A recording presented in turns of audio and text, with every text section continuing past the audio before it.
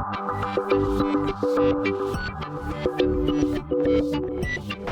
and welcome to my PlayHouse, and today I have a couple of Dell servers down here.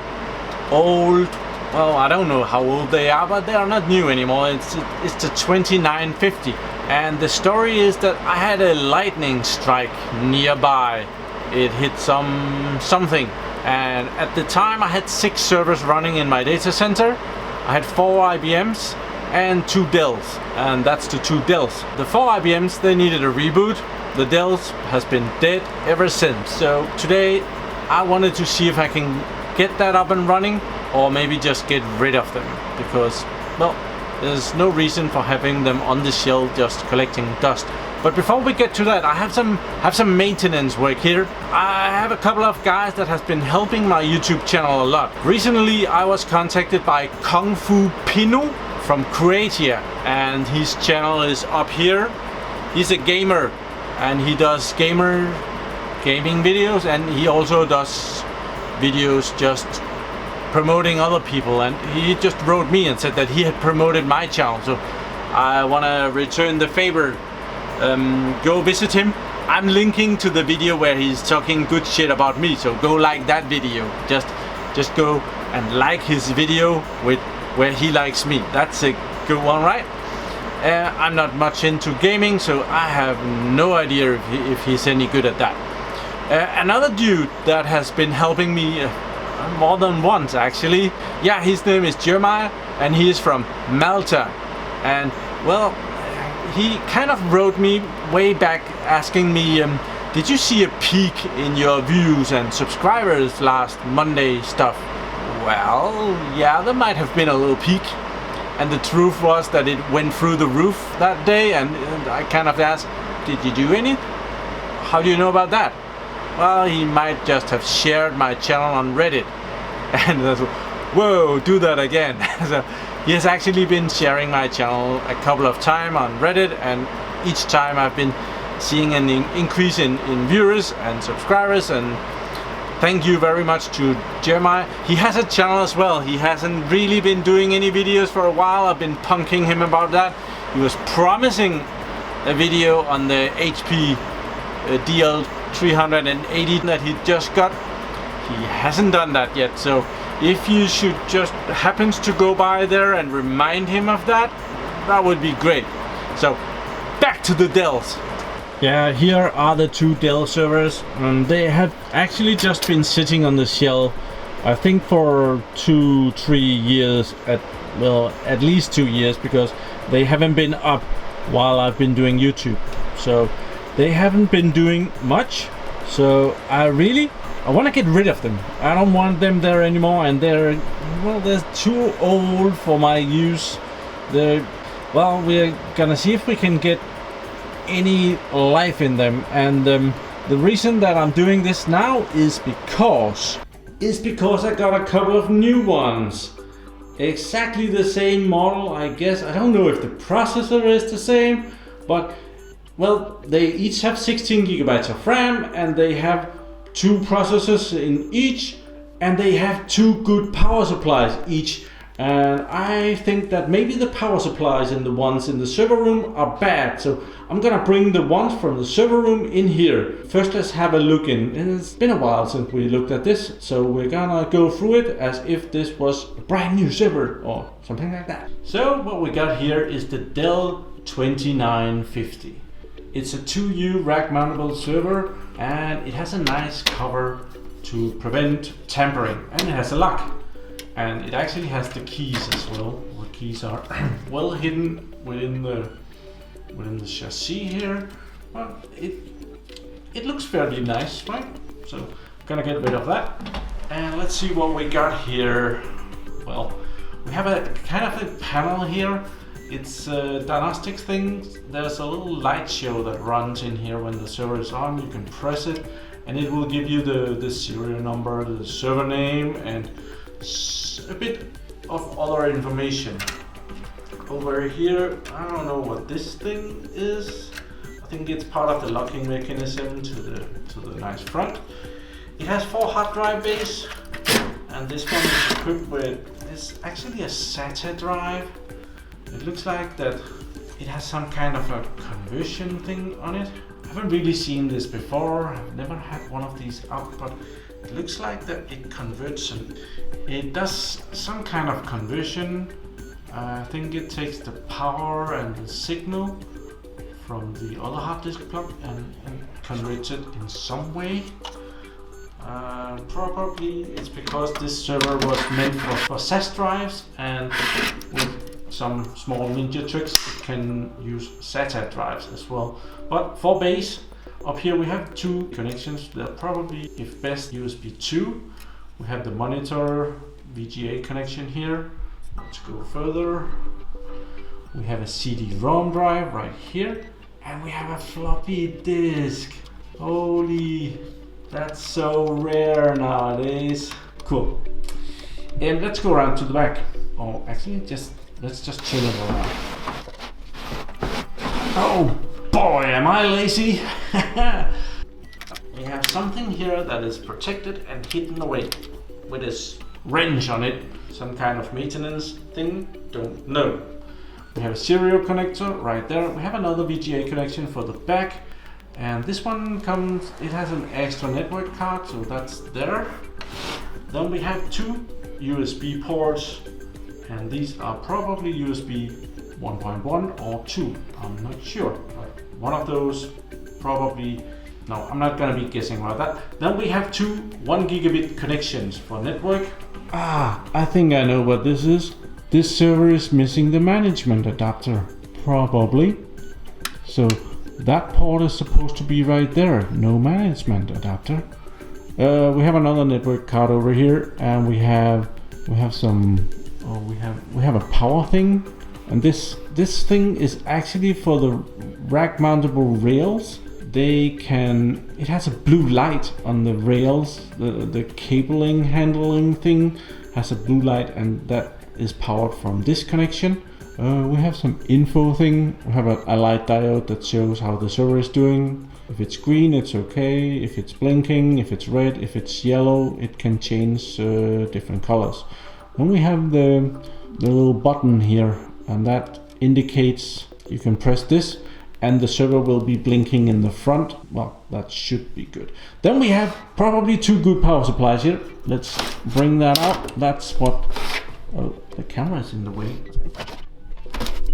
There we are. We have a Dell N50PS0 power supply, 12 volts, 3.3 volts, 750 watts.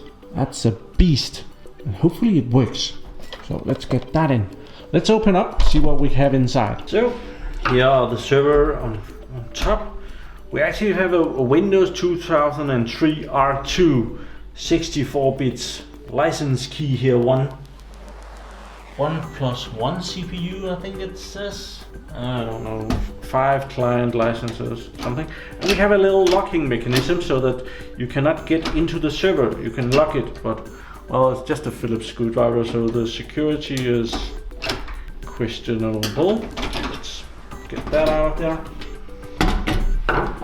And we have the case here, and we have, this is nowhere near as good. Oh, it's upside down. We have a little drawing here. It's nowhere near as good as on the Lenovo IBM servers, but there is a little bit kind of disappointing what we have here. But it does tell you that the blue stuff is thing that you can take out, and the red stuff is hot pluggable, so you can actually take that out while powered. And we have some power password clearing on the motherboard with a little dip switch, or actually just a jumper, and some VR RAM clear as well. So there's a tiny bit of information there, not much, but well, yeah. Here's the server. There's lots of stuff here. I don't like this much. There's way too many cables and flimsy thin stuff like that, but well, and then again there is a lot of stuff here, so that's also good. We have the little display up here with a little connector, little PCB right there for that. We have the disk controller right here, and that's actually, it says SAS here. I wonder if it says SAS down here as well. Yeah, it says SAS. So probably that little print on the hard drive was to convert the hard drive from SATA to be able to run on this SAS controller. That would be my guess. And there's a battery for it, and the battery is right here.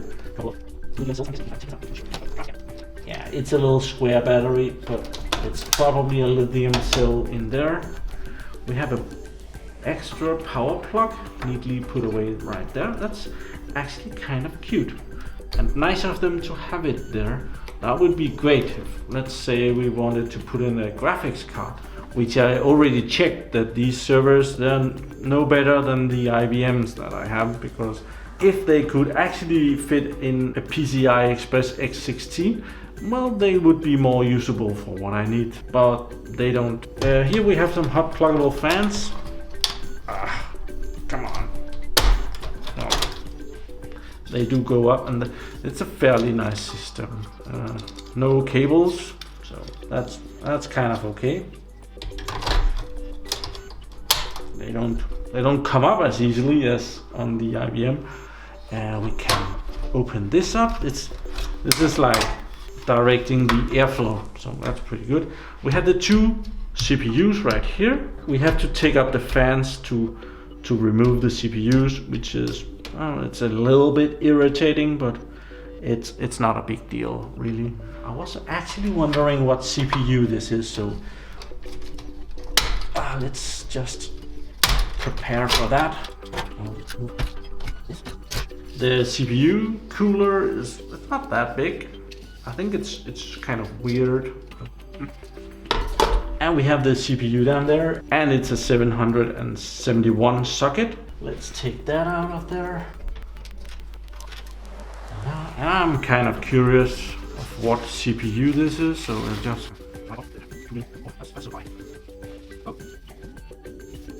These are actually a couple of really good CPUs. These are actually X5450s. They're 3 GHz quad cores. I'm not gonna be getting rid of the server with these CPUs in it, so I'm definitely gonna be putting something else in there. This is way too fast to just throw out. Oh, you're definitely gonna put something else in. I think I might just have some dual cores from last weekend. We're gonna put those in.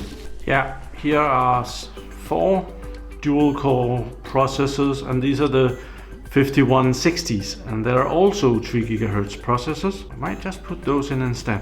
Changed my mind again. I even have some 5130s, and these are only 2 GHz dual cores, so I'll put those in. I'm not that fond of these, but let's I'll put this in and we'll just continue the video.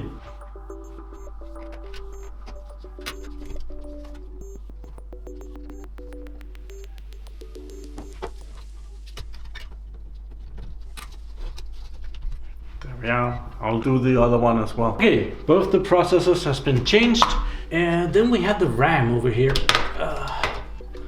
And as I said, this server has 16 GB of RAM, which means that these modules are 2 GB modules. They're too good to just sell. My plan is just to sell this because I don't really want it. I'm gonna take out the RAM modules and put in some ones instead. I have a whole bunch of 1 GB blocks that I want to put in the server instead.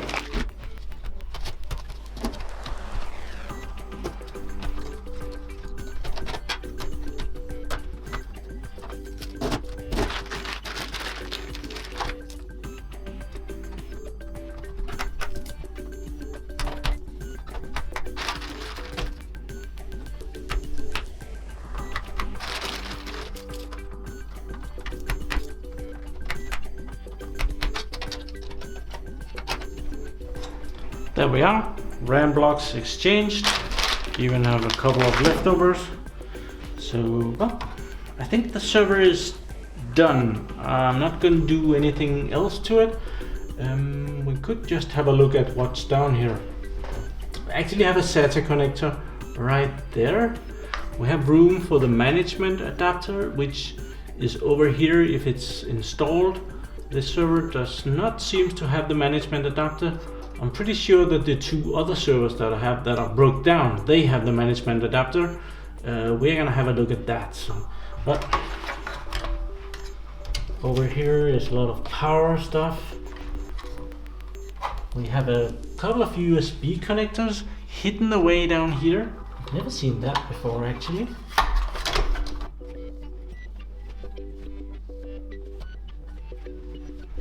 Well, the USB connectors are right down here. I'm just gonna take this apart so that you can see them. This one goes out. It's not freedom. This is the SATA SAS controller. Goes out. Then there's two blue levelers here, and there's actually a switch that fills in the chassis. And there's USB connection here. There's actually two, but it looks like they don't want us to use the bottom one. They put a plastic plate that kind of prohibits the use of that one, but the top one is usable, which is pretty cool. I have never seen that before. Clearly I have not taken my old servers apart far enough to get down to that, so that's pretty cool.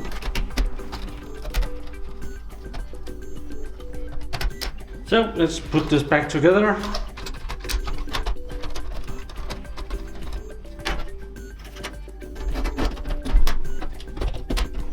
Now I have a server that I'm not gonna be missing very much, but I want to test the two other servers that I have in the data center, so I'll get one of those. Here are one of the dead ones. So let's go in, see. Yeah, it looks like about the same.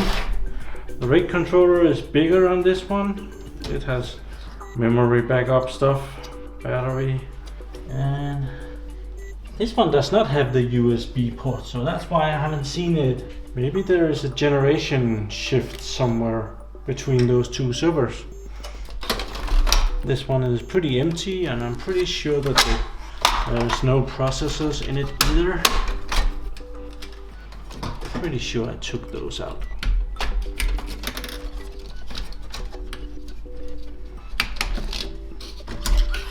Yeah, they're empty. So I'm gonna be putting some in because otherwise this probably won't boot. Here we have another couple of 2 GHz.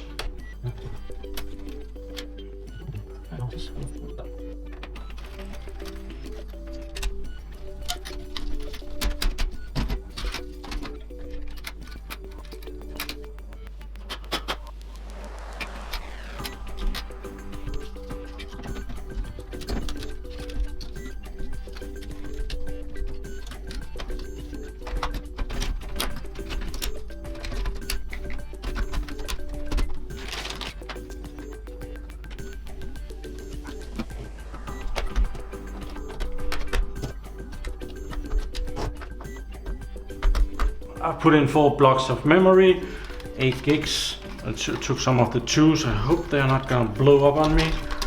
And put this back.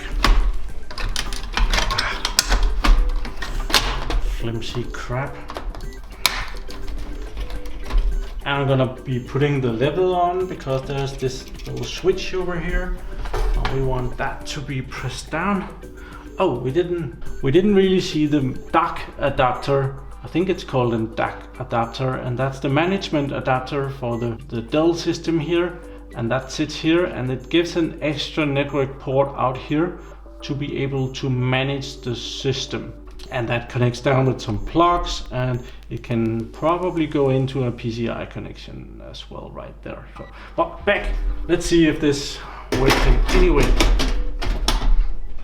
Okay, here is the difference. This one has a management adapter, this one does not. And over here we have the power supplies. They look very similar, right?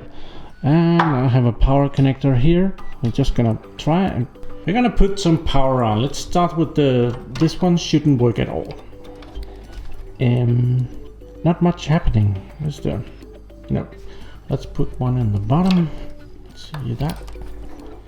Yeah. We have lights, not doing anything, but it lit up. There is green light in this dude over here. So let's try the other one as well. Oh, can we see that over there? Yeah, It lights up green as well. Let's take out one of the power supplies and the bad one. And put in a good one. And put power on that. Yeah, so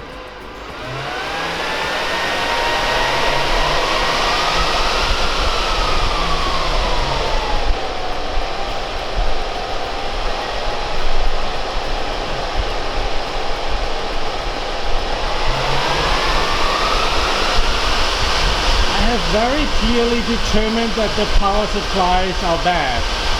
So I have 4 bad power supplies. The server is fine, but noisy, right? Well, I have actually had some questions of how much noise does a server make. This is pretty much it. It makes a little bit less noise if both power supplies are powered on, but not it's noisy as well. I'm not gonna say anything more than that, but it's noisy. And over here it's actually running, and we can see the light display here, and I put on some text here and it's pretty cool. Kind of cool. It tells what model it is. I just wanted to show you another difference. The top server has 6 bays and the bottom one has 3 bays, and that makes room for the floppy drive. So yeah, I'm gonna turn this off. Oh boy, was that nice. So I'm gonna be working a little more with these servers and getting them ready for shipping out of here.